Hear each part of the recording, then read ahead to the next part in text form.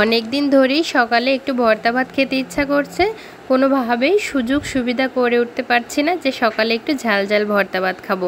তো এই আজকে সকালেই ঝাল ঝাল ভর্তা ভাত খাবো বলে ভেবে নিয়েছি, আর যেই কাজ সেই কথা তাড়াতাড়ি শুরু করে দিয়েছে ভর্তা ভাত খাওয়ার জন্য। এখানে মা সব কিছু গুছিয়ে দিয়েছে ভর্তার জন্য, ভাত সব কিছু সিদ্ধ টিদ্ধ করে নিয়ে আসছে, আমি শুধু এখন ভর্তাগুলো মাখাবো। তো প্রথমেই এখানে কই মাছ ভাজি যেটাকে বলে, সুন্দর করে আমি একটু ভালো করে লবণ দিয়ে তারপরে ভালো করে চটকে নিব, মানে এই কই মাছগুলোকে ভালো করে একদম মিহি করে গুঁড়া করে নিব। আমার এই কই মাছ শব্দটি আপনারা হয়তো বুঝতে পারছেন, কই মাছ মানে শুকনা মরিচ আগে যেটাকে বলতাম। আর এই তো এখানে পেঁয়াজ কুচি আছে, তো পেঁয়াজ কুচিটাও আমি শুকনো মরিচের ভিতরে দিয়ে দিব, দিয়ে ভালো করে একটু চটকিয়ে নেব। সাথে দিয়ে দেবো সরিষার তেল একটু বেশি করে, দিয়ে ভালো করে মাখিয়ে নিলেই, লবণ কিন্তু আমি এর মধ্যে দিয়েছি, চটকিয়ে নিলেই এই ভর্তাটা কিন্তু রেডি হয়ে যাবে। এই ভর্তাটা দিয়েই কিন্তু শুধু ভাত খাওয়া যায়।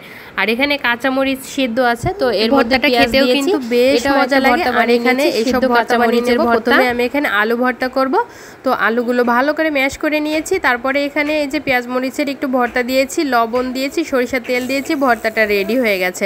আর এখানে মিষ্টি কুমড়া নিয়েছি, মিষ্টি কুমড়া যেহেতু নরম তাই মাখাতে কষ্টই হয়নি। মিষ্টি কুমড়োগুলো মাখিয়ে এখানে এই যে মরিচের ভর্তা দিয়েছি, লবণ দিয়েছি, তেল দিয়েছি, সব কিছু একসাথে ভালো করে মাখাই নিলেই মিষ্টি কুমড়া ভর্তাও রেডি। আর আছে এখানে বেগুন ভর্তা, ঠিক একইভাবে বেগুন ভর্তাটাও আমি করে নেব। এটা হচ্ছে দেশি বেগুন, যাতে দেখতে অনেক সুন্দর লাগছে, দেখেই বোঝা যাচ্ছে কিন্তু অনেক মজা হবে বেগুন ভর্তাটা। তো সব কিছু দিয়ে আমি বেগুন ভর্তাটাও রেডি করে নিয়েছি, হয়ে গেছে আমার 3 পদের ভর্তা। আর ওখানে কিন্তু 2 পদের মরিচ ভর্তাও আছে। আর এই যে ডিম পোস্ট, এটাও ভর্তা বানাতে নিয়েছিলাম, কিন্তু এটা বানাবো না, এটা ছেলেরা খাবে। তো যাই হোক আমি ভাত নিয়ে নিচ্ছি, সব ভর্তা নিয়ে নিচ্ছি ভাতের ভিতরে। এভাবে ভর্তা নিয়ে ভাত খেতে কিন্তু অনেক ভালো লাগে। তো এখন অনেক মজা করে ভর্তা ভাতগুলো খাবো।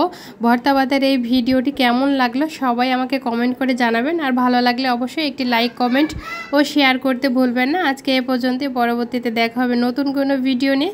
সে পর্যন্ত সবাই ভালো থাকবেন আর আমাদের জন্য দোয়া করবেন। আল্লাহ হাফেজ।